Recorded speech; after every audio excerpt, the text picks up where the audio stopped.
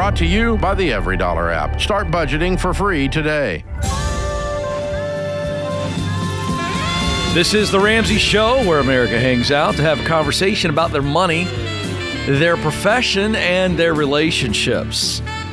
888-825-5225 is the phone number to jump in, America. We'd love to hear from you. 888-825-5225, alongside the slightly anxious but always Natalie attired George Kamel.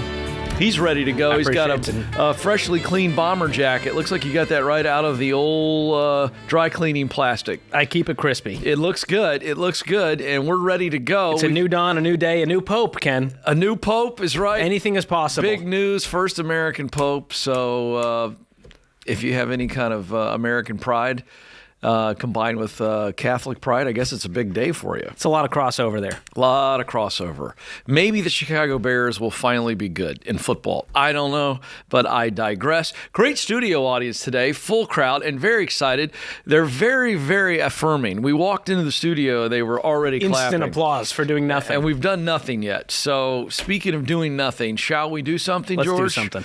Let's All right. Crystal is on the line in St. Louis. Crystal, how can we help?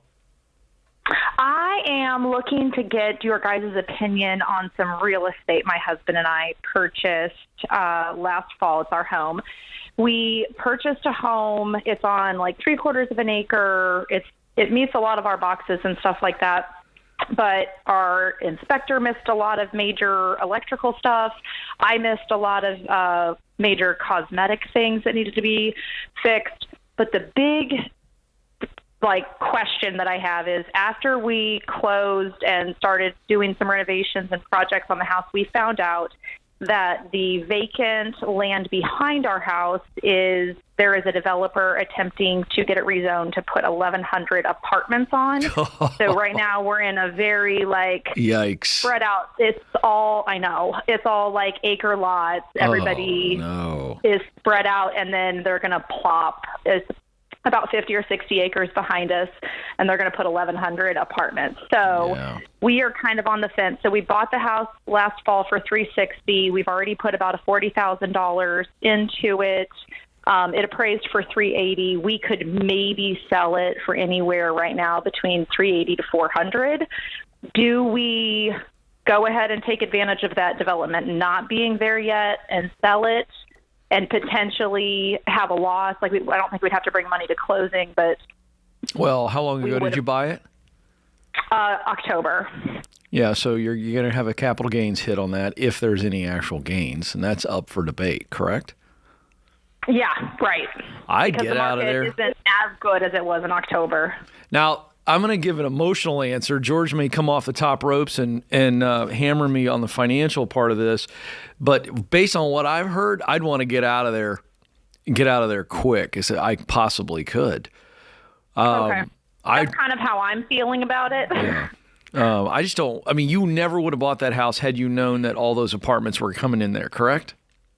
Oh, heck no, because they're very small apartments that are going to be at a very reasonable/low rent, which isn't going to attract high-end tenants either. And we are going to be sharing a property line.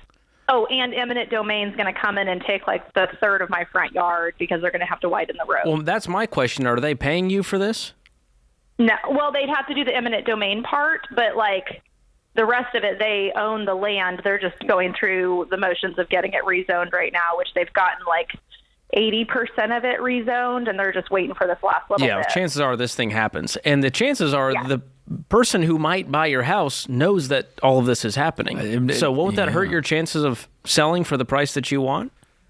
I don't know, because, we just bought it 6 months ago. They did not disclose it to us. I would be hard-pressed that the people that sold it to us didn't know, because they've been working on getting it going for 6 years. And we got a notice in the mail a week after we bought it, oh, by the way, there's a rezoning meeting happening. How many houses are there in your predicament?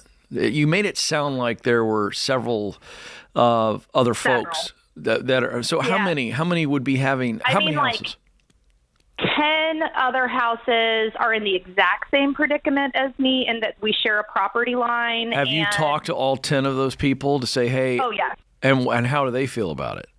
They hate it. They said they have hired attorneys, and there's 2 major subdivisions that are going to be impacted quite a bit. So there's probably 50 to 100 houses in those subdivisions, but everybody is opposed to it. I've gone to our county meetings for the rezoning stuff, and there's always a line of people to say against it. Okay. I see the 2 things here. Number one, you have a right to be upset and want to get out of this. And the second part is, I don't think it's as bad as you think it's going to. I don't think this is end of the world. The housing market's going to crash in your neighborhood. No one's going to buy. The prices are going to jump down. I think everything's going to be fine in the end. This is a part of living in America. Yeah, this happens all the time. It's happening in my neighborhood. I don't think it's end of the world. I don't think she said end of the world. But I don't think it's going to tank her housing value. I don't think she's worried about. Are you worried about the housing value, or are you worried about the type of people that are going to be living in your backyard?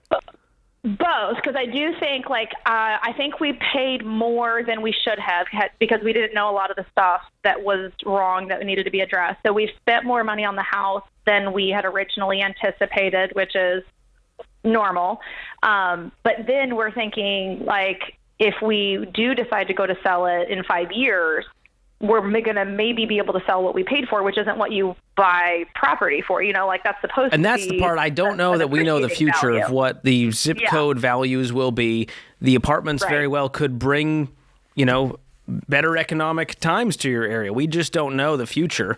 And so that's the part. Could, but I also don't want, I don't want riffraff going in and out of my yard, because right now the biggest thing I've got to deal with is raccoons, not teenagers running around. And again, I don't know how close it's going to be. I don't know what the boundary lines are going to be like. And so there's just a lot of question marks, and right now it feels like it's all emotion. I would just want more facts, because this is the biggest financial decision of your life, and selling it will be the second biggest financial decision of your life. So I also don't want you to just impulsively jump out either. So I would work with an agent and get some more facts on what's going on and what the timelines are. But are you guys in a good financial spot? Do you guys have any debt? Oh, yeah. No. No debt? Did you have a mortgage on the house? Yes, we do have a mortgage on the house, but everything else we're paying cash for everything else. Okay, good. So again, if you took a loss on this, it's not going to disrupt your financial life and your future. You would just go, we paid a stupid tax. We're going to do a better job next time. I'm doubling down on my answer. Ken's selling today. I'm not saying panic. I never give advice like that. And I think what you said is good, but I'm going to weigh in on this, what I'm hearing, and I think if you can get out, I would get out. The other option I would be doing is I would be thinking about bringing the 10 people together. And again, I'm not operating with a map here, but if you're all in that same situation, I might. If you can't win in against the zoners, by the way, I hate to be a predictor of this, you're going to lose. The county administration, they're always going to go for affordable housing and all that. Money talks. So I'm just going to tell you, I don't like your chances. So maybe you guys can come together, go to the developer and go, would you like to give us a fair offer for our land? And then you get to add more apartments. I'm always going to be creative and try to get out with a win. Fight the good fight. But if I don't want to be there, that's what I would do. But I think George is right. Go get a whole lot more information. Don't completely make it on emotion. But I feel bad for you in this situation. That's tough.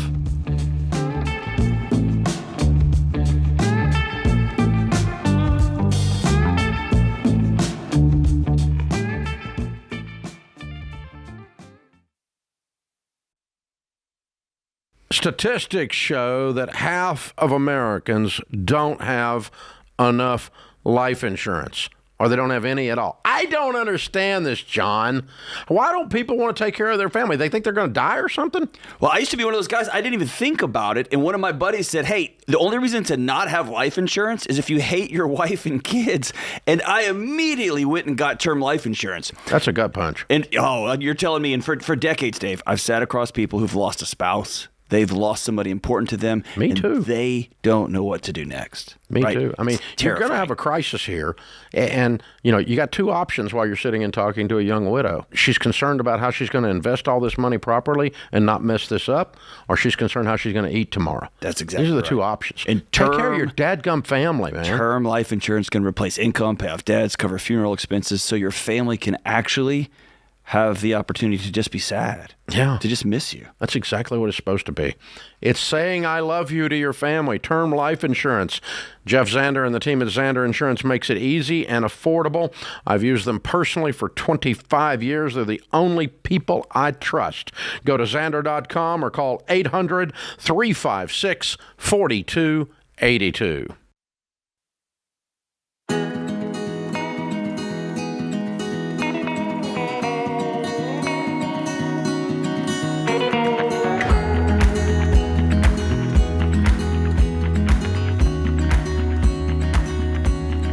All right, let's go to Aberdeen, who's joining us in the Phoenix area. Aberdeen, how can we help today? Hi. I just had a question about savings versus debt, I guess. My husband and I have a decent amount of debt between credit cards, car loans, and I have some student loans. And we also have almost close to $10,000 in our savings. We've actually paid off about $50,000 in debt in the last 3 years, and this is the first time in our married lives we have a savings this big. And my husband is reluctant to put a good chunk of that towards debt, even though we've been following the Ramsey plan as much as we can with the snowball method. He is nervous to go down to $1,000 in our savings account. Yeah, very normal. Very normal. I mean, he's thinking provider, and he's worked so hard to get that chunk in there. And that's just fear, George. You've heard this a lot. Where'd you guys start with your savings? When we got married, we both didn't really have any savings and brought an okay amount of debt to the table. So our savings really started at zero, and we've worked our butts off the last 3 years to pay down credit cards, personal loans. We went for a year just down to one vehicle. I guess the bigger question is, were you guys ever doing the Ramsey plan straight up, or did you veer off at some point where you went, oh, we need more savings? Where did that come into play?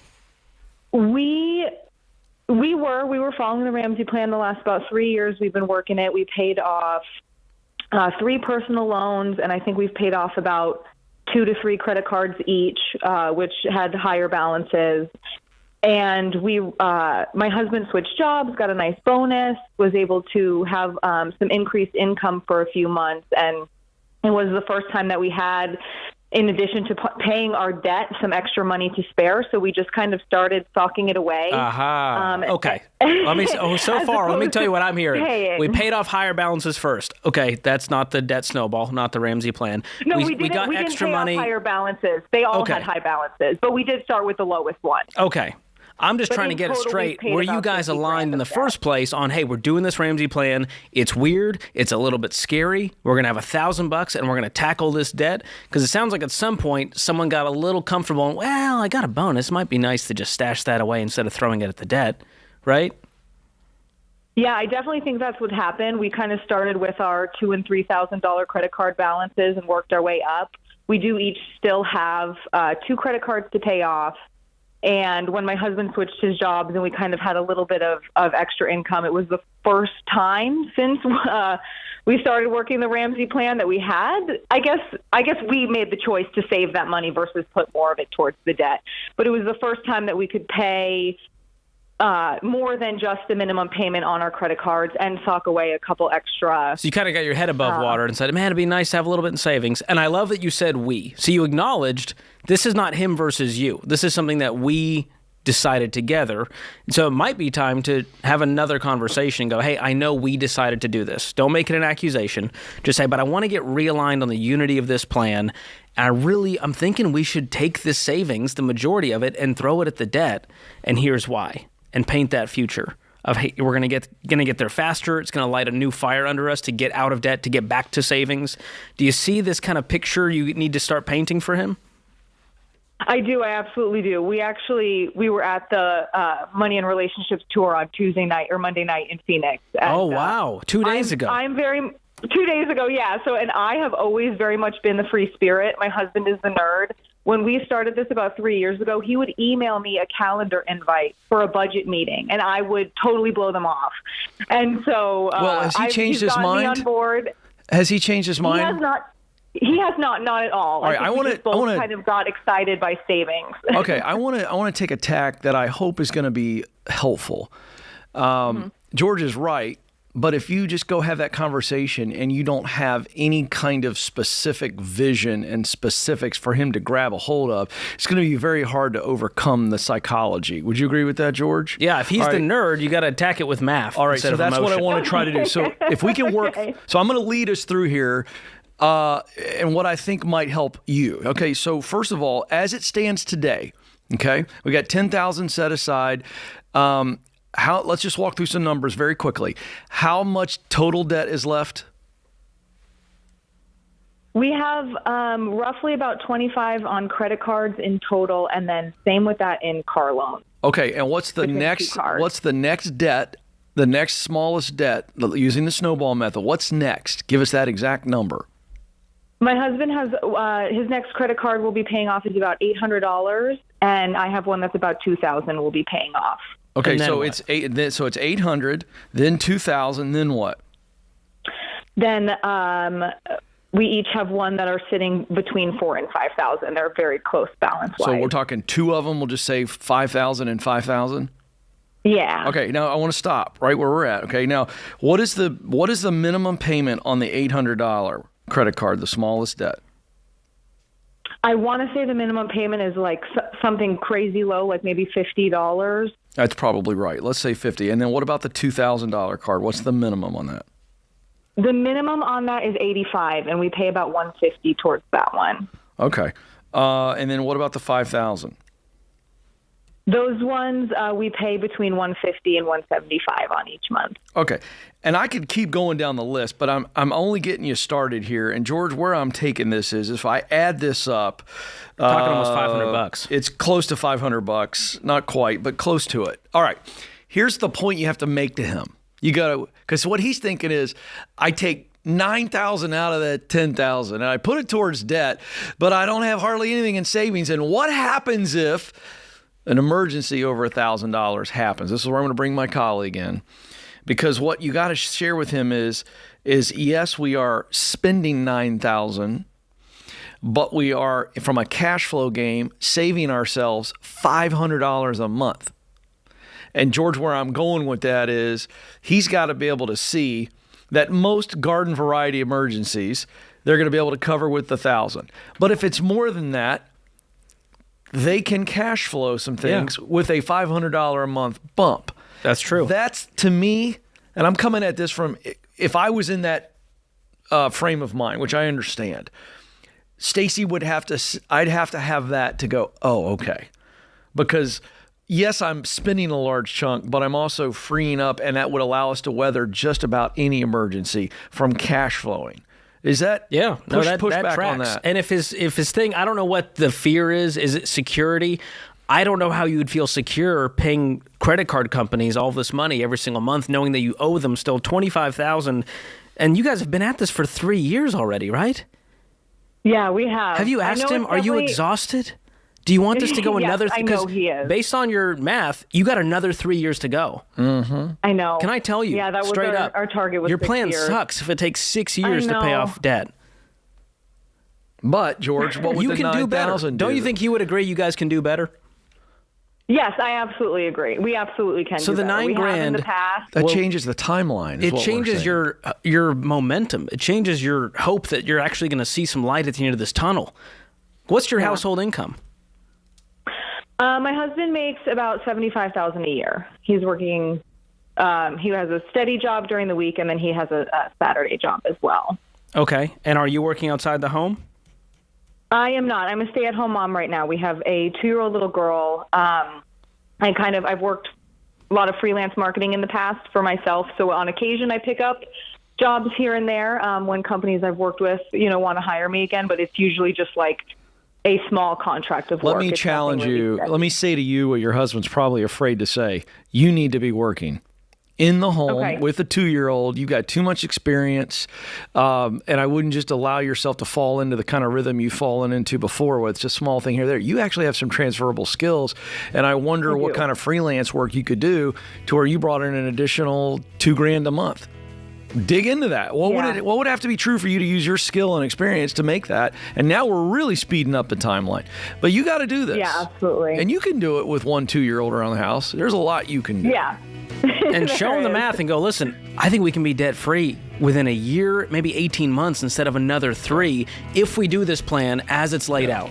By the way, No tweaks. I'm gonna make a bold statement. If you come to him and tell him you're gonna start looking to work to make $2,000 a month or more, he'll be okay letting go of that $9,000.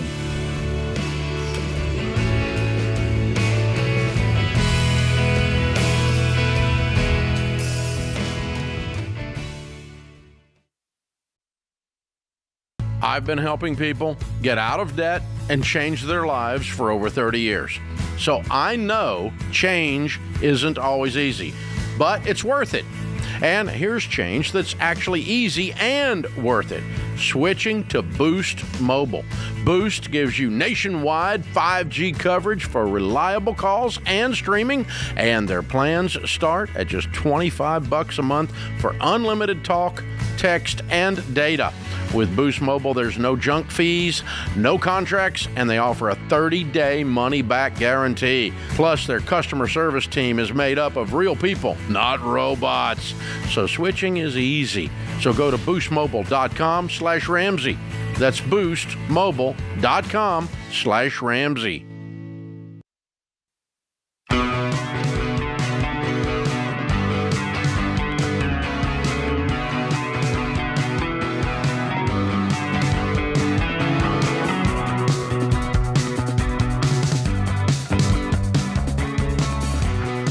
Folks, buying or selling your house is a big deal, and you don't want to do that on your own. You need an expert in your corner, making sure you're getting the best deal for the right price, and our Ramsey Trusted program is the only way to find a top agent that you can trust in your area to make sure that the whole process goes well. Find a local Ramsey Trusted real estate pro for free at ramseysolutions.com/agent. Or click the link in the show notes if you're listening via podcast or on YouTube. Janelle is up next in Raleigh. Janelle, how can we help? Hi. I just needed to get some advice. I did the ultimate no-no. I bought a house with somebody I wasn't married to. After about a year of having the house, I needed to move out due to some circumstances when we broke up, and now the house is going to go into foreclosure, and I'm just trying to figure out what are my options here, what to do. I've also accumulated about $25,000 in debt due to these circumstances, and trying to figure out how I can get out of this. $25,000 in debt to who? Credit cards, loans. Personal loans? Well, it wasn't well, I guess you can call it a personal loan. It was a water softener bill for the house. That's the circumstances? That's one of the loans that's part of my debt now. Well, what happened? Are you on the mortgage? Yes, I'm on the mortgage. We're both on the mortgage. And you're both on the deed? And we're both on the deed. He's still in the house. I moved out. You moved out and he decided to stop paying? Yes. But you've been paying? Well, yeah, we were paying before. When I moved out, he was paying, and then now he decided to stop paying. And it's already in foreclosure, or it is in the process of getting there? It's in the process of getting there. We're 4 months behind. We have been trying to sell the home, but have been unsuccessful with that. Unsuccessful in that no one's even looking at it, or you've had showings and they're giving you feedback that you can process? We had showings, but no real interest in the house. And it's a brand new house. Are you working with a real estate pro? Yes. And what is their logic for why nothing's moving here? Is it priced too high? It was. They feel like it was priced too high, but because there was a new community being built in the area, that was kind of affecting us as well, because they were able to bring their prices down, give lower interest rates, and that sort of thing. Have you lowered your price? Yes, as far as we can go. We're now in the process of asking the mortgage company for a short sale to see if that's even possible. Do they know that you have the place listed and you're trying to sell it before the foreclosure goes through? They do. Yes, they do know. Okay. I mean, that's going to be your best bet, is just trying to sell this thing ASAP, even if you have to lower the price instead of going through a short sale or, worst case, that foreclosure. But even if we lower the price, the bank has to approve us going below what we owe on the house. What do you guys owe on the mortgage? $465. And when you moved out, he obviously could not pay that mortgage on his own. Was that the case? I'm assuming no. Yes, I don't know. He paid it for 6 months, so. Okay, he was floating it and then could no longer float it. What's the communication like with your ex right now? We don't communicate unless it has something to do with the home. Oh, my goodness. All right, and just one more clarification question. You've been paying your half of it? Is that how you guys have been doing this, splitting the payments, and you've been making your payment? No, I don't pay anything towards the mortgage. I moved out. I had to find another place to stay, so I'm paying where I have to live. Okay, but your name is on the. Okay, you understand why I asked that? Because you have a legal obligation. You are legally obliged to pay that, whether you've moved out or not. So, wow. I don't see a way out of this. I don't unless either. you guys can find a way to sell it before it forecloses. Mm-hmm. And I don't know that you can or want to float the payments to help get out of this, or have the ability to. No, I don't have the ability to. What are you making right now? What's your income? About $112. And where's all that money going? That's a good income. To my expenses. What's your rent? $2,400. Okay. And what else? Because you're bringing home probably, what, $8,000? No, probably about 6. Okay. I mean, well, after tax. I guess you're saying after taxes. After taxes, about 6. Okay. Are you doing any investing right now? Yes. I mean, I invest in, my 401k and stuff like that. Yeah, we need to pause all of that. You need to act like everything is on fire, and you need to work on getting out of this house mess and paying off your debt. So we're not saving, right? Do you have any savings? Yeah, I have some in savings. How much? I have about 4 in savings. 4,000. And what's owed to get current on the mortgage? About 12,000. Okay, and he doesn't have anything saved? I would assume not. I can't say for sure. I would do some homework and find out where you're at in the foreclosure process and find out how much time you have to at least try to get current on payments so that you can get out of the foreclosure process and have time to then sell. Okay. And that might mean you both put some skin in the game and go, all right, I'm going to put in $3,000 a month and we're going to get caught up on these payments. Which means you need to get rid of all of the expenses in your life. Anything that isn't food, utility, shelter, transportation must go right now, including investing. Okay. Well, do you, I have these credit cards that have like high interest rates. Do you suggest taking a loan from the 401k? No. And paying it off? No more debt. If it has the word loan in it, if it has the word consolidation or relief or settlement, run far away. Your income is the solution here. You. Which means you need more income. You may need to get a second job, a third job for a short amount of time. You got to get these house payments current so that, again, to George's point, you have time to sell this house. You don't want to go through foreclosure.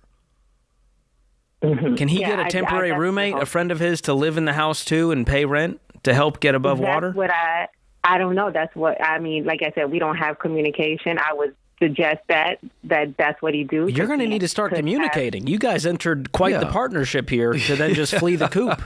I get that you guys don't love each other and you don't like each other, but you need each other right now, and that really is awful. I get it, but you guys have got to partner up on this thing to get out of this deal. You're on the hook for $465,000. Yeah, I know. And this could wreck your financial life. This if you is go where through this I wish we foreclosure. could get him on the phone. I think Ramsey Show needs to go to the next level and get this dude on the phone, and we mediate this deal. The two of my them. Goodness. That would be could be a new that's show. the show that people need to see. I'm telling you, we could help. You guys need to be adults and sit down and figure this out. There's no more blame. I agree. There's no more blame here. There's no more you did this, you said this. This is, we're idiots because we did this, and we've got to figure this out. And then we learn and we lick our wounds and we move on from each other. But this is going to make this breakup 10x worse. Am I right, George? Yeah. Play this out. Well, there's just you're kind of stuck right now until you guys figure out the next move. And there's sort of the ABC. The best option is to sell it for the most you can get for it, and then you're probably going to lose money on this deal, I assume. No one's walking away with cash at the end of this. Exactly. We accepted that. I'm afraid that this guy, he's just mailed it in at this point. He's given up, and he's just going to let everything just burn down. Is he gainfully employed? As far as I know of, yes. How would she know? They don't talk. I think you need to have a come to Jesus meeting and say, I got to know everything about what's going on in your life, and you're going to know everything that's going on in my life until this is all over. But we need to make a game plan. Yes. Okay. I'm so sorry you're going through this, Janelle. You can talk to a real estate attorney and dig into that, but that's going to cost you too. But I really hope this doesn't end in foreclosure. And you have an amazing income. Use that to your advantage to catch up and get out of this thing with as little damage as possible.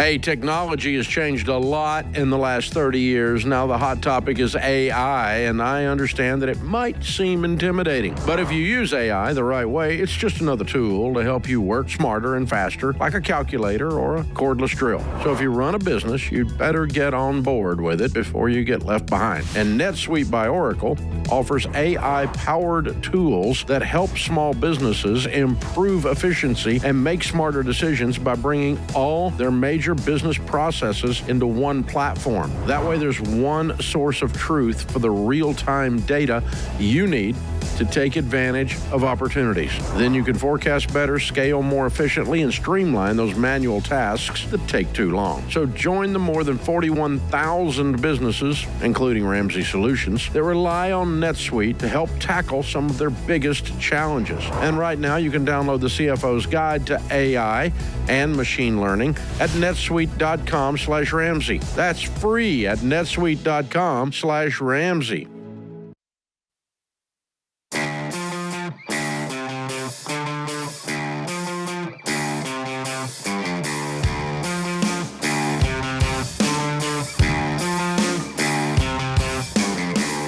Our question of the day is brought to you by Y Refi. If you have defaulted private student loans and nobody else is going to work with you, we want you to try Y Refi. They're going to help you explore refinancing options with a low fixed rate and a payment plan based on your ability to pay. Go to yrefi.com/Ramsey. That's the letter Y. REFY.com/Ramsey. It may not be available in all states. Today's question comes from Stella in Maine. I'm on baby step 7 and want to stay there, but I don't understand how to do it. I have future debt coming, and I don't know how I can account for it in your plan. For example, I know I will need to buy a new car in the next 3 years. I also have home repairs that need addressing. How do I account for these upcoming expenditures? Love that. We need to bring back expenditures. What a great word. It's a great word, and I just have to do this. Stella! There we go. Thank you for that reference. I don't understand. Thank you. Yeah, I have future debt coming. She's in baby step 7, and it's though she's forgotten about baby step 3. Maybe we got, if there are some emergencies, I might be okay. But I'm in baby step 7. I should be able to save all the money necessary for that, George. I'm a little flummoxed. Agreed. Speaking of words. Pre-deciding that you're going to have debt is a great way to go into debt. So I would just decide I'm not going to go into debt for any of this. Nobody needs to buy a brand new car in the next 3 years. You can buy a used car and you can pay cash. And the way to do all of this, the home repairs that need addressing, you know these are coming up. So what you do is you set up a sinking fund for each of these. So a upgrade in car sinking fund, we're going to put $500 a month away in the budget, in the bank account, so that we have $6,000 per year going toward this new car fund. Then for the home repairs, another $500 because we know we have these upcoming repairs. Try to calculate as best you can when it's going to happen and how much you're going to need. And then divide it out and set that amount aside in your bank account within your every dollar budget in a sinking fund. So that's the solution. Neither of these are even emergencies. If she's in baby step 7, truthfully, that means she has no debt whatsoever, no mortgage, the house is paid for, and she has a fully funded emergency fund of 3 to 6 months of expenses. So the question, I have future debt coming, is the wrong statement. How do you account for these? The sinking fund in the budget, you cash flow everything. And if you can't, that means you can't afford that car, or we can't afford to do that home repair with that person right now. Do what needs to be done at the speed of cash. And that's the only way to do baby step 7, or any of the baby steps for that matter. Yeah. Thank you for the question, Stella. All right, Jamie's up in Pensacola, Florida. Jamie, how can we help? Hey, y'all. How y'all doing today? Good. How are you?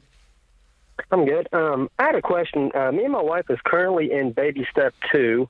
We have about $30,000 worth of credit card debt, and I currently have a truck that is worth about $39,000, but I'm $10,000 upside down on it.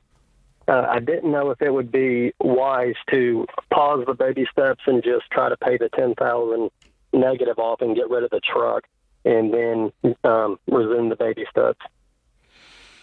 You have $1,000 right now? Funny story. So we had just started. I had $1,000, and then my truck broke, and it was the auxiliary battery and the transmission cable. So that cost $1,100. So now I'm back to baby step 1. Ouch, man. Yeah, that's real life. Well, I like that you're trying to get rid of the truck. You said you're $10,000 underwater on it. So you owe 49. I owe 39, and then whenever I was Kelly Blue Booking it, it said that it's worth about 28 or so. Like selling it. Is that private party? By myself. Yeah. That's a private party. Like the trade-in was like 22 or something. I was like, which I originally rolled like 6. Oh, you rolled negative equity into it. Well, yeah. So I had a bad truck, and I rolled 6,000 negative into it originally, and then I bought the truck new a couple years ago. That explains it. Okay. Yeah. I see where you're going now. So you're saying you want to do minimum payments on the credit cards to try to stack up another $10,000 to be able to sell the truck and clear the title. Right. So like when I calculated, I'm able to work overtime, and then my wife is a nurse. She can work overtime. But I was also sparking on the side to make extra money like that. What was that? What were you doing on the side? Sparking? Yes, sir. The Walmart delivery grocery service. Oh, okay. Ken and I aren't hip to all the lingo. Just learned what sparking was. I thought it had something to do with dancing, but I didn't know. I let my line run wild there. Oh, Lord, no. Okay. Yeah, so I've been doing that on the side. So I should be able to pay the $10,000 off, I would think, in 3 to 4 months. What is your next smallest balance? We have a couple cards that are like $1,000 and then like $1,500. So like we do have some smaller cards, but I just didn't know if it would like speed up the process because like the Jeep costs a lot in gas too. So it's probably like $400 a month in gas plus like an $800 payment. Could you go down to your local credit union and get a $10,000 loan for the difference and then sell it? I tried that, and then they denied me, and then I had some equity in the house. I didn't know. No. I needed to, like, if I, so like do I not do a HELOC. That, but I was like, I don't think I should do that. No, we're not going to go. But, the idea with the credit union loan is to just lessen the debt, not just move it around. And so I don't want you to rob from your home equity in order to do this. So if they won't give you a loan at the credit union because of your credit? Yeah. Yes, sir. Okay. Whew, that's a tough one. How quickly could you save up the $10,000 if you guys worked your butts off? Are we talking like 2 months?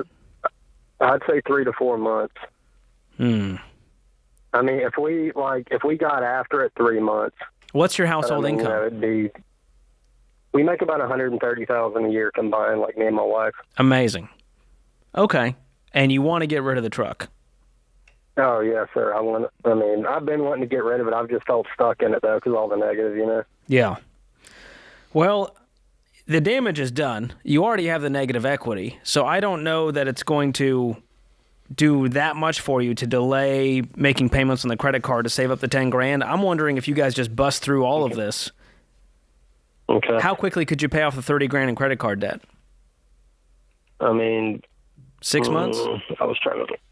Yeah, possibly. We are in we're in the second month of our budget, so I'm like, we're still trying to get the kinks worked out.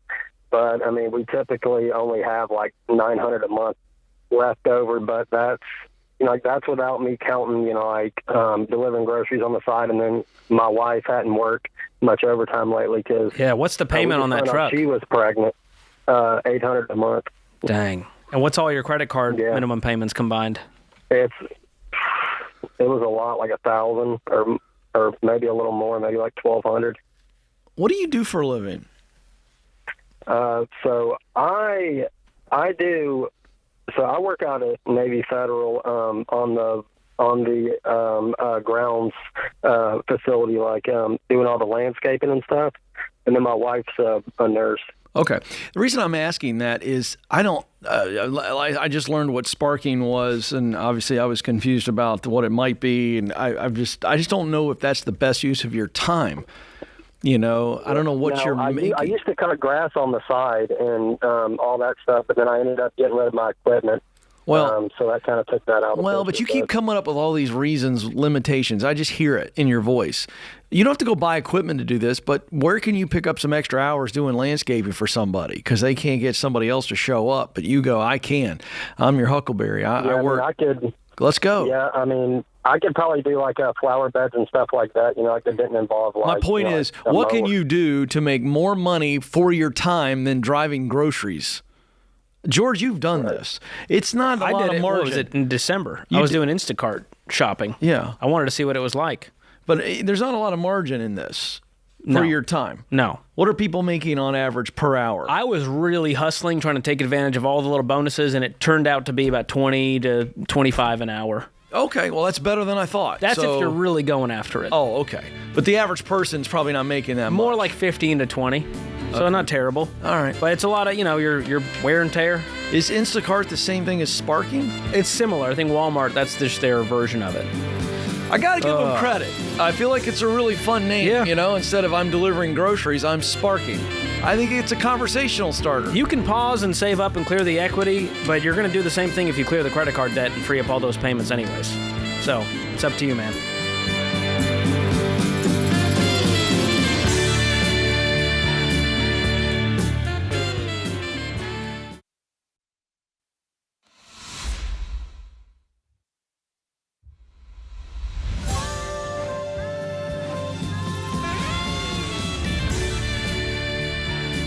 This is the Ramsey Show, where America hangs out to have a conversation about their money, their profession, and their relationships. 888-825-5225 is the phone number. 888-825-5225. George Kamel is alongside. I'm Ken Coleman, and we're going to talk to Jonathan right out of the gate here. Jonathan, how can we help today? Should I get a credit card? I've never had one. Wow. Where is this coming from? Well, I like that he gets right to the point. Yeah. No setup. That was amazing. Boom. Here's my question. Should I get a credit card? George, what say you? Must be fun at parties. Yeah. Personal opinion, no. The fact that you called this show to ask us that tells me you knew we were going to say that. Are we on TikTok right now, Jonathan? Oh, that's very funny. I did know you were going to say that, but I was hoping to provide context. Okay. To get some insight. Give me some context. Okay, I'm 29. Still no, but go ahead. Okay. Well, my question is, how have you lived this long without a credit score? So I moved out into some friend's house after I came to Christ, and that was it. They just took my money, and that was it, and then moved on to the next apartment with roommates, same thing. So what is the impetus for you now needing a credit card or a credit score? So I lost my job September 11th last year. I then started a business, and between January, February to now, I've raised about $20,000, and it's going further. And what do you mean raised? So I sell services. I'm a mechanic for specialty coffee equipment. So I've accrued that much in my business. That's what I mean by raise. Oh, like you've created revenue. It's not like investors. Oh, right. I'm okay. Sorry. Yeah, that makes sense. Yeah. Got it. Okay. All right. So you've got this coffee machine business going. You made 20 grand so far. That's great. Yeah. And where's the credit come in? So I want to get a car, and I'm also alone. Like, I don't have any family to rely on for anything. And friends who own businesses and what have you are telling me to get a credit card should I want an apartment, a house, a car. What do you mean rely on? What are you needing other people for at this point? Just like support in some sense. Like, there's no reference. There is no like community or money. I would say there's a difference if you're like, hey, I want some friends versus I need a loan from mom and dad. Right. That's what I don't have. Like, there's no one coming to help me. Well, you don't need any help. You're 29 years old. You're a grown man. That's fair. You've got Jonathan. You've done pretty well to this point, sounds like to me. You're not calling us from underneath a bridge. Right. So right. Your car situation, you're really asking, hey, I need a car, and I need to get a loan to get a car, therefore I need credit? Yeah. And people have also just been telling me to, do the debt system to build credit, and I won't get far in life without it. Have you met Stuff like people? People are idiots. People are broke up to their eyeballs complaining, hoping the government's going to come save the day. You're not hanging around with the right people because these people don't have a lot of knowledge. Let's just play this out one thing at a time. Can we destroy these myths that these people you keep referencing are giving you? If you need to get a car, you do realize you can pay cash for a car. You can buy it from somebody off of Facebook or Craigslist or which means you're wherever, not buying a $30,000 brand new car. You're buying a 2014 whatever. By the for way, $6,000. a dealer will take a cashier's check as well. And that's cash. Mm-hmm. So if you have cash in the bank, you go to your banker and you go, hey, I'm getting ready to buy a $20,000 car. I need a cashier's check for $20,000. They're not going to ask you for credit. So we don't need credit score. George bought a house without a credit score. George, you need to blow his mind with this one.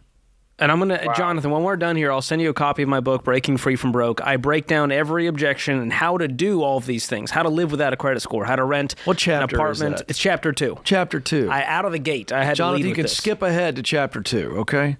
You can I'll send you the audiobook if you don't even want to read it. It's fine. The point is the information is there on how to do all of this stuff. The question is, are you willing to commit to a life of debt freedom?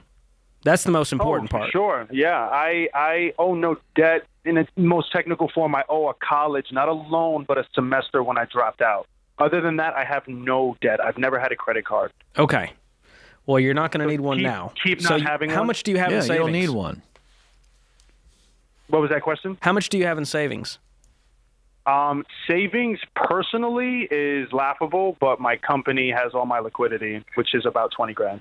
Isn't your company you? I'm sorry. But I don't. I'm not a sole proprietor. That's I separated it. I'm an S corp. Okay, so the money is tied up in the business, and you can't access it. It's not your money. I pay myself a salary. I tithe a certain percentage. I save a certain percentage. I opened a Vanguard IRA. Okay. And then the rent and stuff like that. Well, you can pay yourself dividends, so he can get a whole lot of cash. So how much do you have in savings right now? Personally? Yes. Personally is about $700. Okay. And what are you making every month? Every month I make, so every 4 weeks, if that would be $750 a week times 4 weeks, about $3,000. So you're making $36,000 gross for the year if this continues. Yeah, that 39 technically, yeah. And how do you increase your income with this business? I've only been doing it a few months, so I guess I would have to make more. Like, as the business grows and I get more services, I can then, I guess, give myself a raise. Yeah. But you don't need a car, does it seem like to me, anytime soon? Yes and no. Living in the city, you can get by without it, but sometimes it does help to have. Yeah, but my friend, I get up to New York all the time, and I'm telling you, it feels like a nightmare to own a car in New York City. Yeah, if I lived there, I would not own a car. I mean, you can get anywhere you need to get to, and so I just let's put that on the back burner right now. You're going to pay $1,000 a month for a parking spot if you're lucky. Yeah. And it's never convenient to get in your own car in New York City. Let's be honest. There's no chance. Yeah. It's a nightmare. Yeah. All right, so we don't need a house right now. But that's on the list. But again, George's book will tell you how to do that, but he did it. Many people do it. You can do it. So what's your rent right now if you're living in the city? $1,050. Okay. Well, is that on your own? No, that's with other people. That's smart. That's smart. Good. I was just making sure your rent wasn't like $3,000 a month, which is all of the money you're making. I think the key here is to get your income up, because right now you don't have margin to do much of anything. You got $700. You got $700 to your name. Right. And I don't think there's a lot of extra money every single month that you can throw toward savings for a car or savings for a business goal. And so that's where the real question becomes, how do we get this business income up, and how do you do this all debt-free to just expand and grow this thing? How many hours a week are you putting into this, fixing these coffee machines? Between admin and I don't really count up the hours because I'm a solo operation. I generally just work every day except for like Sunday. Okay, just tell me really quick, how much when you're physically turning the wrench and fixing the machine? How many hours?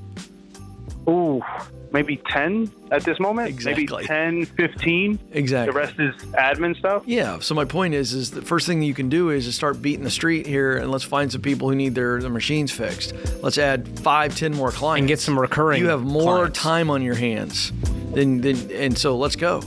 Get after it. I'm doing the treadmill thing, right? So it's not exactly, you know. You get my point.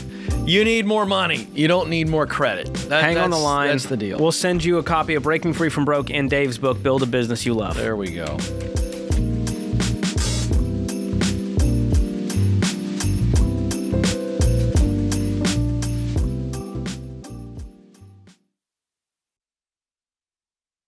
Hey, you guys, health insurance costs are only moving one way, and that way isn't down. And if higher costs aren't enough, the wait times to see your doctor are longer, and it's harder than ever to get anything approved through the bureaucracy. So, if you feel like the system is working against you, try a biblically based alternative to health insurance, Christian Healthcare Ministries. CHM is a health cost-sharing ministry that's helped hundreds of thousands of families like yours take care of over $11 billion in medical bills since 1981. CHM has also helped them stay true to their values and avoid miles of red tape. And CHM support goes far beyond meeting financial needs. They also help meet spiritual needs. Members become part of a family who will pray with them and for them when they experience a medical event. So listen, y'all, there's a better way to take care of healthcare costs. CHM programs start as low as $98 a month. So learn more today and join at chministries.org/budget. That's chministries.org/budget.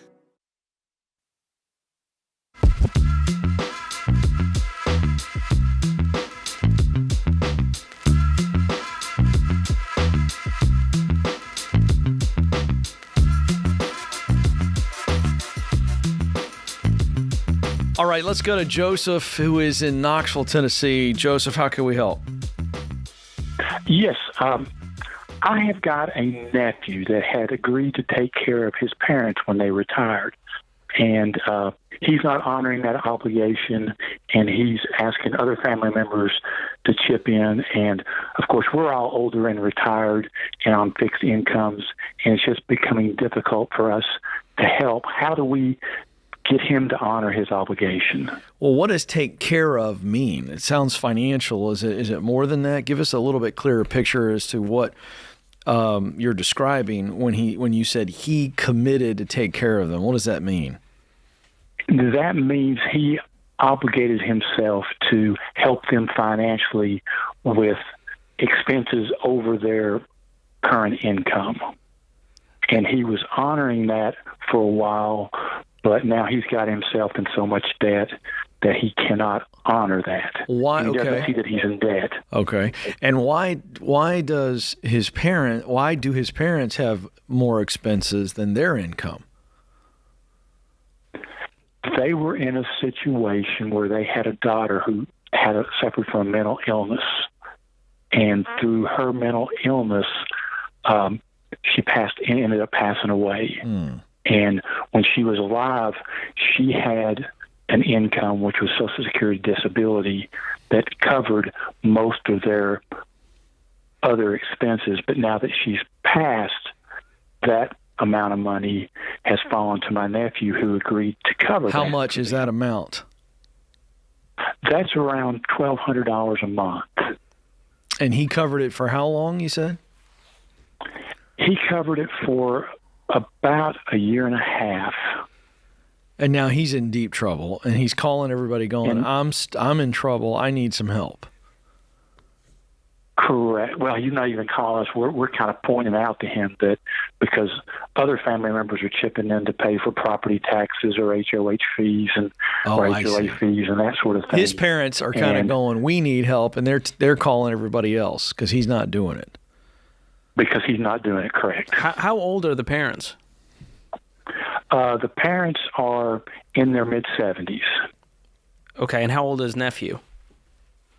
Nephew's in his early 40s, and he's got a job in healthcare that he's been doing for 15 years. He makes a good income. I don't know exactly what he makes, but I Googled what his position is, and Google told me what the average person in his position should make, and he should have plenty of money if he was managing it properly. Well, everyone in America should have plenty of money if we manage it correctly. Yeah. So I feel like there is some truth in that he said he would do this, and now he's unable to, right? I also think it's unfair to put this on this guy for the rest of his life to cover his parents' inability to cover their own future. And are they invalids? Are they just unable to make good decisions for themselves? No, they're not. They're not able to make good decisions. No, they're not invalids. Okay, here's my point. I apologize. The way I asked that's confusing. Let me rephrase.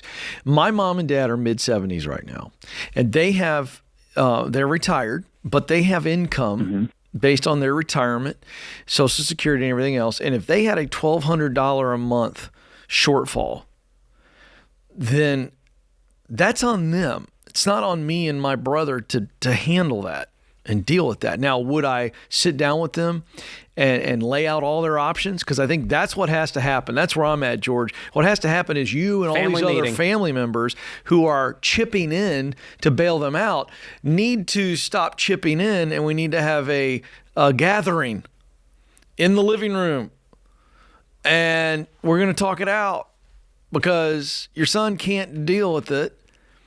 And you guys have a problem, and we all have fixed incomes. We can't keep doing this, but what we can do is sit down and get a whiteboard out or a legal pad out, George, and start laying everything out and see what they have, what they can sell, what the changes they need to make. They're not invalids. They're not 90. They have some options, and I think that's the conversation. None of you in the family are obligated to keep doing this.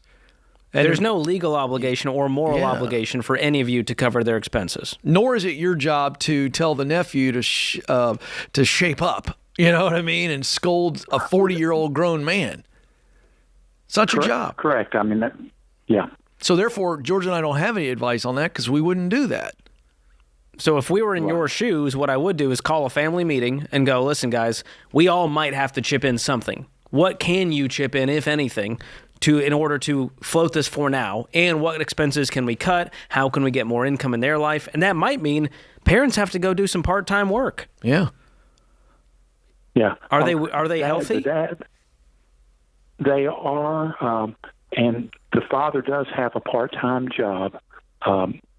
So, that's. What's he do? But he's a tutor. Okay. So he's healthy enough to tutor. He's healthy enough to go to Walmart and stand there and greet everybody and put one of those little blue vests on and smile. I could come up with 10 other things that he can do to come up with 40 hours a week. So based on George's scenario there, we'd be going, okay, now what can we make? And then if she's healthy enough to do something, guess what? They can work the same shift. She's on the grocery side of Walmart and he's on the general. I mean, we got to do something, and we just don't sit there and we're the victims. And I understand they had a hard journey, and losing a child under any circumstances is just awful. And the mental health stuff, I'm sure they're mentally and emotionally exhausted. And it sounds like nephew dealt with this trauma too. Nephew's got it. But at this point, you all need to come around them and give them that hug that George is describing, but it's an accountable hug. It's, you guys are going to be okay. We're going to walk with you on this, but we're not going to continue to fund this. That stops. Yes. You guys are actually enabling them out of a spirit of helpfulness. Right. You're definitely right about that. Are they paying a mortgage right now? Is their home paid off, the parents? No, it is not. They do pay a mortgage. Okay, so here's a solution. We need to downsize into a place you can pay for in cash. Because that mortgage, they can't afford it. Well, actually, the mortgage was given to them through another family member.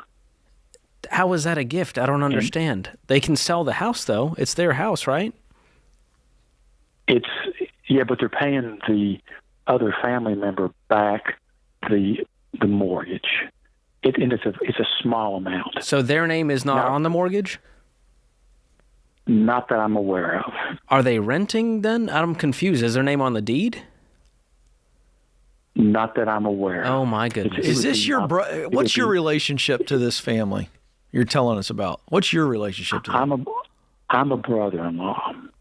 Aha. It's my wife's brother and his wife are the parents that we're talking about that are in financial straits that their son is trying to help them. This sounds Why like are they paying property taxes on a house they don't even own? Yeah. There's a lot more questions here. I think this is a dysfunctional Waltons show. You remember the Waltons, Joseph? I remember the Waltons. We got yes. Jim Bob, and everybody's in the same. It's all too connected, and family members giving them a house, and then they're paying. It's just, doesn't it seem like we got too many people trying to help, and it's caused a real dysfunction. And you see it because you're not directly related. God bless you. You married into it. But there's so much enabling going on here, and it's all weird. It needs to be untangled. Yeah, the parent's life has been artificially propped up for a long time, and it's time to untether, start to look at all the pieces and go, how can we make this sustainable for everyone and create healthy boundaries so that nobody's resentful. Correct. And the parents can stand on their own. Even if that means downgrading their lifestyle substantially. That's what might need to happen to have a reality check. So I'm sorry you're now involved with this because it involves your wallet, but you might have to help assemble the family meeting, get everyone on a call or in person, and go, we got to figure this out. This is not working for anyone. Yeah. And I would say that your wife and any other siblings need to lead with this. You've already got too much of this on you, you know. Time for Jim Bob and John Boy to all live on their own.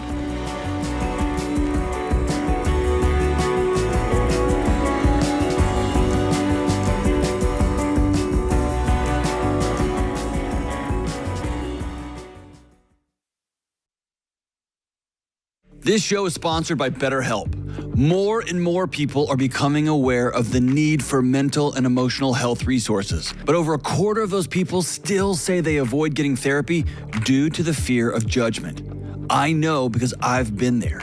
I've sat with hurting people for years, and a lot of folks are scared to take that next step. So listen, when people won't get help, it doesn't just affect them. It impacts everybody around them, their families, their workplaces, the entire community.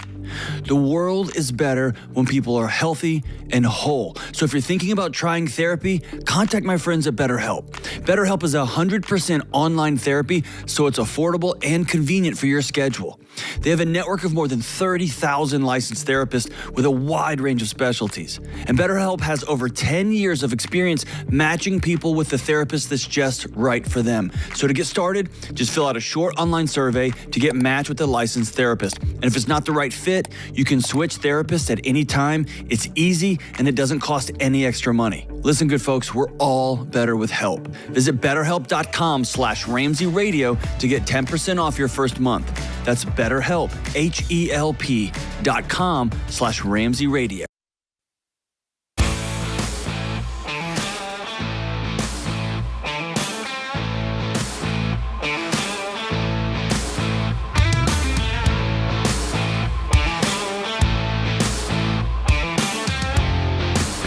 All right, we got Derek and Savannah joining us from the Columbus, Ohio area out on the debt-free stage. Welcome. Thank you. How are we feeling out there right now? A little nervous. Of course. She's not nervous. She's not nervous. Well, you look happy. Yes. And that tells me you guys are debt-free. Is that right? Yes. That's right. All right, let's get the facts. How much debt did you pay off? $422,000. Whoa, and how long? 72 months. Whoa, this is a journey. Yes. Does this include the house? Yes, it does. Oh, was it all mortgage? Yep. All mortgage. Oh, this all was mortgage. Oh my Yep. goodness. Goodness gracious. That is weird, and we love it. We love that. So, what was the range of income Yeah, during there that you time? go. So we started out at 110, and then we bumped it to a little over 200. So I always love to ask how the bump happened or what did happen. Well, we're grocery department leaders, so during COVID, we just worked a ton of overtime, and then I also had a side hustle with boarding dogs. No kidding. Wow. Yep. And has that kept up? Oh, yes. Okay. That's awesome. Now, what does that mean? The way you said that. That means Christmas time. We have 8 dogs and 3 kids, and we're just going. You just like to be busy, don't Yeah. you? Yes. You don't know what peace and serenity feels like other than financial peace that we now know. Okay, gotcha. Wow. So what happened 72 months ago for you guys to look at each other and go, all right, we're going to pay our house off? Well, in 2019, we actually separated. We were going through a really rough patch in our life and our marriage. So we separated, and through all that, we came back together and we realized just how much we love each other. And we were able to go through a lot of counseling and work on a lot of things. And we decided that we're going to go through this. Go through this life together, and we're going to work really, really hard together and build a good marriage and build a good life. And one of the ways we decided to do that was we wanted to not owe anybody any money. So, Whoa. So this was much bigger than just paying off the house. Oh, yeah. This was a symbol of a new chapter of unity. How long were you guys separated for? Probably 6 months or so. Yeah. So. You know, you probably didn't plan to talk about that, but I just feel a sense right now that I need to just lean in on something. I know you can handle it. Yeah. But I just feel like there's some people watching and listening that are either separated or thinking about it, and I just want them to hear some hope. Yep. And here's my question. In the 6 months, and you both can weigh in on this, what had to happen in you guys and between you guys to actually say, we're not going to quit, we're going to dive back in? I'm just curious. I think just realizing like what life truly is. I was not financially secure on my own, and then you have these kids. It's just, it's terrifying. And then you left your person that you truly love. It's just all weighed in on my part. Yeah. But No, absolutely. And just thinking about the life that we could have together if we actually got on board with the same thing. We got married really, really young. We were both high school sweethearts. So, so we had kids really young. We thought we knew what we were doing. We had no idea. No idea. What By the we way, were doing. nobody does. Nobody does. So we decided to have kids really young, and then just being able to look back at our life and be able to make the decisions that, we both loved each other very, very much. So. Yeah, I'm so glad. I'm so glad you fought. Yep. That's really great. So what role did money fights and money problems play in all of this? Where this was this like the beacon of like, if we're going to get back on board, we're going to pay off the house and it's going to be this new chapter financially? Not really. It was just a byproduct of it. Like we got on board with so many other things, and then we decided we wanted to lay a foundation for how our life was going to be part of the marriage reset. It was all right, part of our money stuff. We're going to get this mortgage knocked out. Yep, absolutely. Wow. Absolutely. And you stuck with it. 6 years is a long time to do anything. Yeah. When you have 3 kids, it's like you got to figure this out and give them a straight path. So. Was it pretty linear? Like we're just going to make this extra payment every month, or was there seasons? No, we just like Dave says, we just try to live intentionally, and being able to live intentionally, we've been able to do just amazing things with our kids. We've been able to travel everywhere and make a bunch of good memories. And we just decided, like when we reset our marriage, we decided we were going to decide what was important for us and the life that we wanted to live. And we both decided to focus more on experiences. And the best way to do that was to be able to not owe anybody any money. So how much? So what George was asking there is was this an X amount of money you put towards it every month over the 72 months, or were there times where you had a big influx maybe and you put, how extreme was it over the 72 months to pay off a $422,000 house? Condo. Yeah, it wasn't that extreme. It was just honestly just living intentionally. Consistent. Just whatever money. So you still lived your life. Yeah, you still went places and had some great experiences. Absolutely. We've been able to do amazing things with our kids and build memories that they'll be able to tell their kids about. We're truly trying to change our family tree. Yeah. Wow.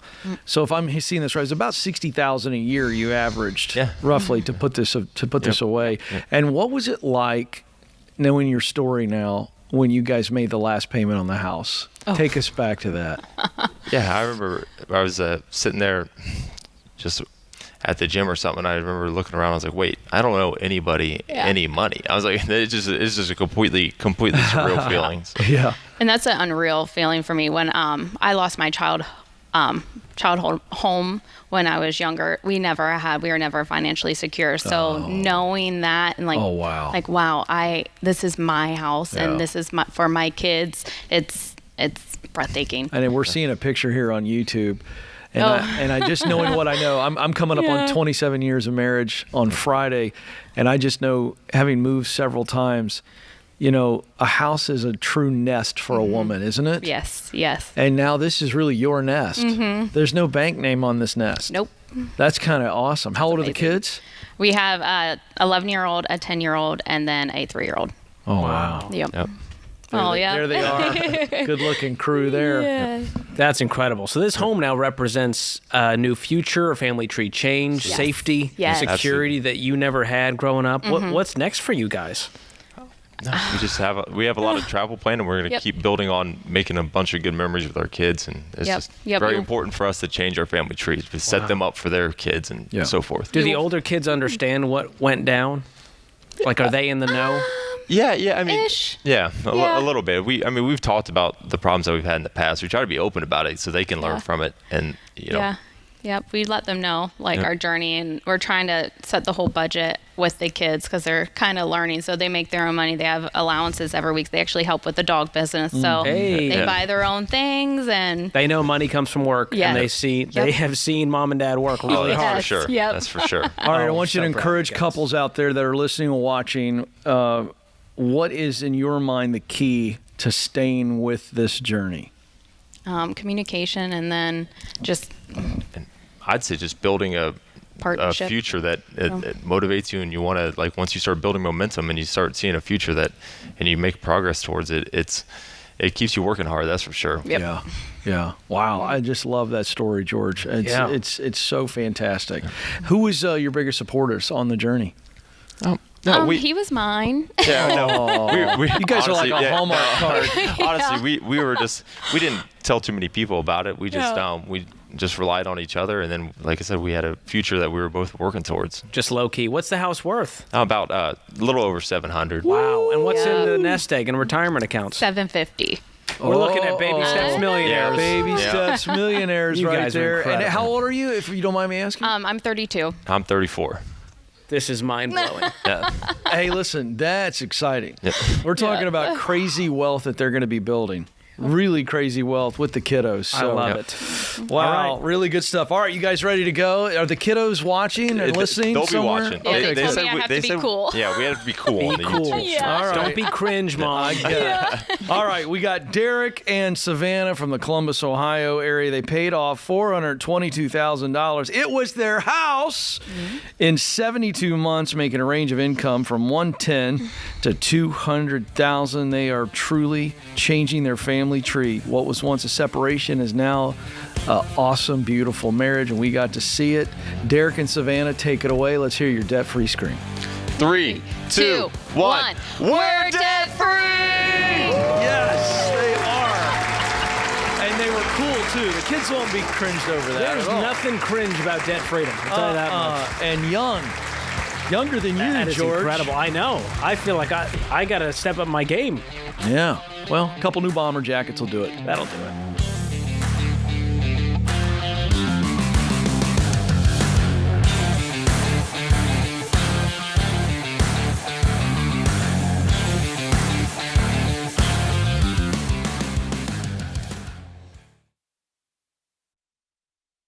Hey guys, what's up? It's Jade Warshaw. And look, if there's anybody who knows about student loan debt, it's me. My husband and I had $280,000 of it. But we were able to dig ourselves out, and you can too. If your student loan payment and interest rate are burying you, refinancing could be the solution. Now, I recommend contacting my friends at Laurel Road today. Through their online application, you can get an initial rate quote in less than 5 minutes. And if you have a a more complex situation, you can schedule 30 minutes to talk to an actual human being. Thank goodness. Laurel Road makes it simple. There are no fees involved, and you could save thousands over the life of your loan. Remember, you should only refinance if it makes sense in your situation. So, if you're looking for a low rate or a shorter term so that you can pay off these student loans fast, talk to my friends at Laurel Road about their competitive interest rates and how you could actually get a lower rate by signing up for autopay. Listen, nobody's coming to save you from your student loan debt. If you want it gone, you can't mess around. Go to laurelroad.com/Ramsey to find out more about student loan refinancing. Again, that's laurelroad.com/Ramsey.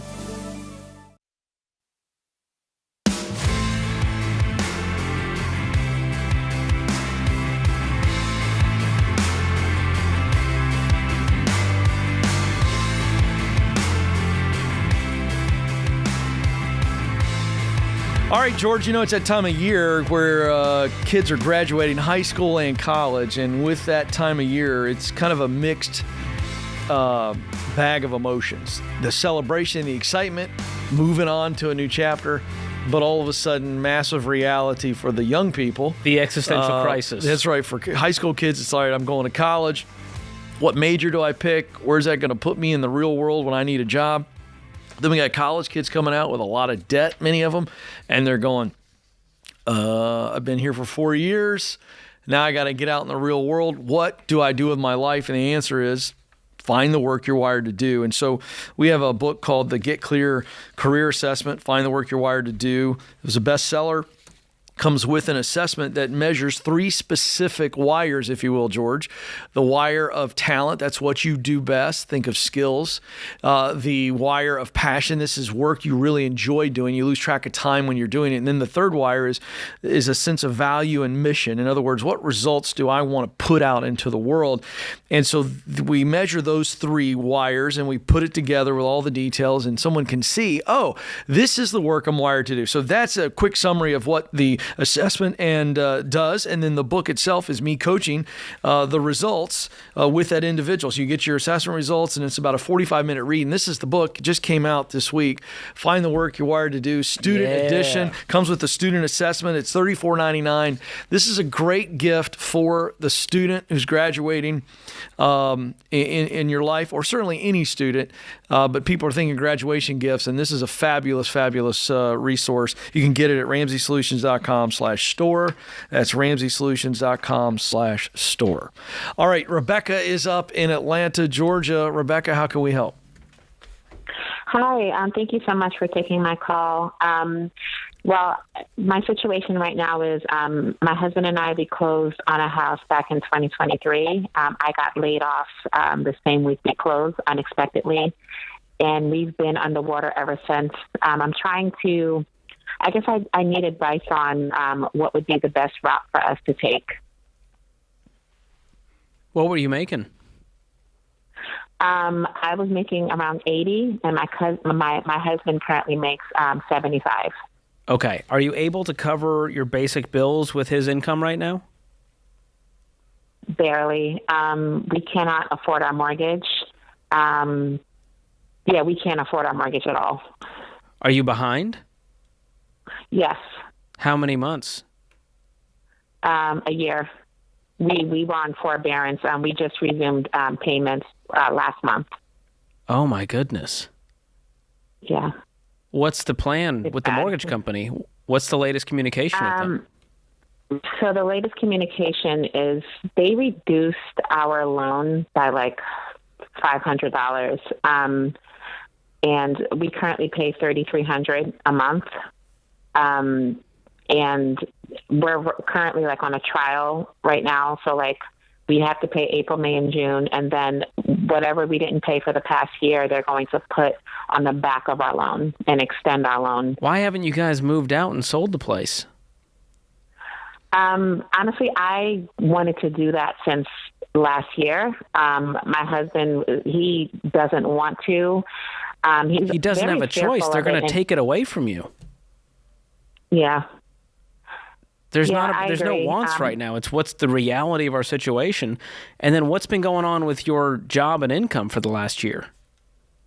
I just had a baby a couple of months ago, so I've been home with we have 3 kids, so I stay home with them, and I have been looking for work. I've done some jobs here and there, but right now everything is on him.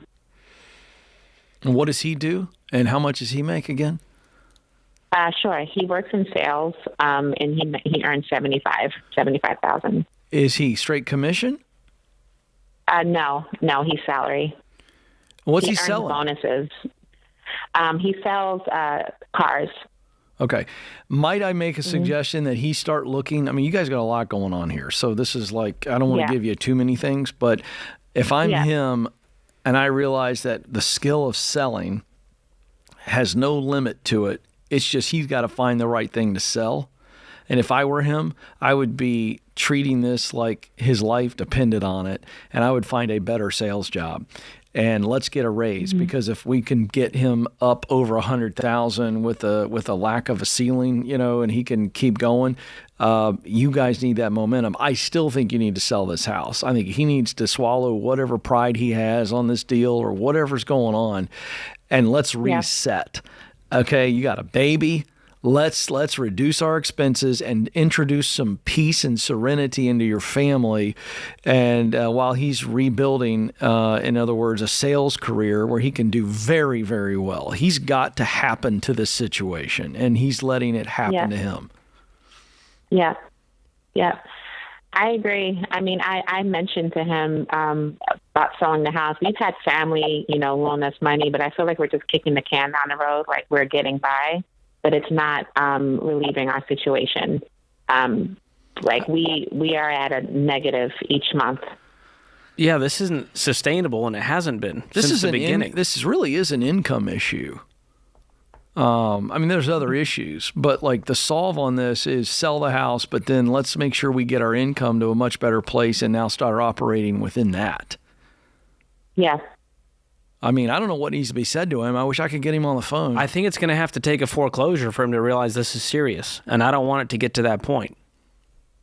Yeah. That's going to be traumatic emotionally and financially if you guys go through that. So you need to start looking at options of where you can live, where you can actually afford it. How much do you owe on the house total? We owe $470. What's it worth? Right now it's worth $650.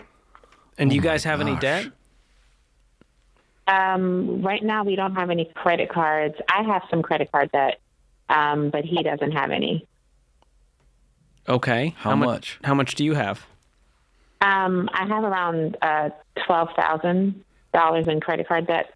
What other debt do you have as a family? As a family, we have a car note of $400 a month.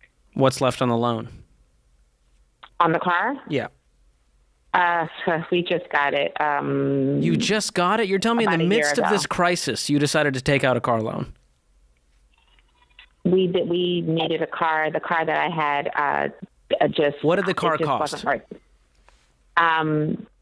It was a $30,000 car. You will not convince me that you needed a $30,000 car. Yeah, you didn't.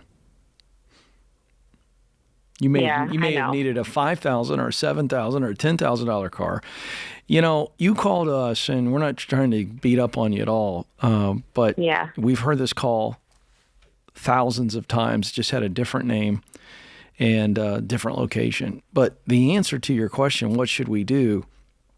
You should sell this house, and you should both get very serious about resetting the way you guys treat your finances, because this problem will stay with you even if you were to sell the house. So selling the house isn't this parachute, but it is the thing that needs to happen so you guys can actually get a reset, because you can pay off all your credit card debt plus the car and be able to start over.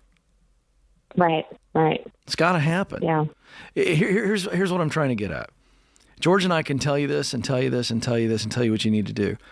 But until you all realize that you are not victims in this, because I think you're both acting and feeling like you're victims of your own stupidity, and we've all done stupid with money. Okay, all of us, George and I included. So this is not like some sort of, I'm not casting shame here. I'm saying at some point we all have to go, yes, I did stupid. Dave Ramsey himself has said he has a PhD in DUMB. So we've done it, but we didn't sit there and soak in it. We said, oh gosh, that sucks.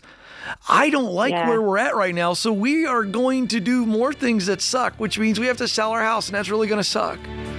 But we're going to be able to get out of it. George, I want to give you the final word here. Well, Rebecca, I'm going to gift you guys a financial coaching session with a Ramsey-trained financial coach to walk with you through this. I need you and your husband to join the call. Will you commit to that? Yes, absolutely, 100%. Okay. I think if we sit down together, make a plan, make a budget, we're going to get the reality of this and then get a game plan to move forward and keep this house if we're lucky, but likely selling it in the next few months. Okay. All right. Sounds good.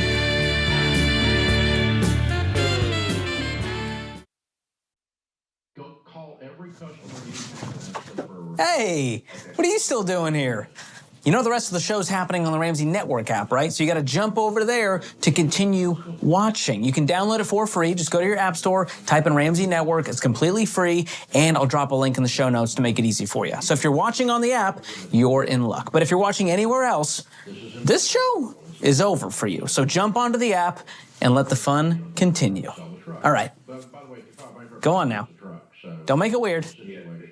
Okay, I got nowhere to go, so you need to go. Okay, bye-bye now. All right, it's getting weird over there, guys. What do we do?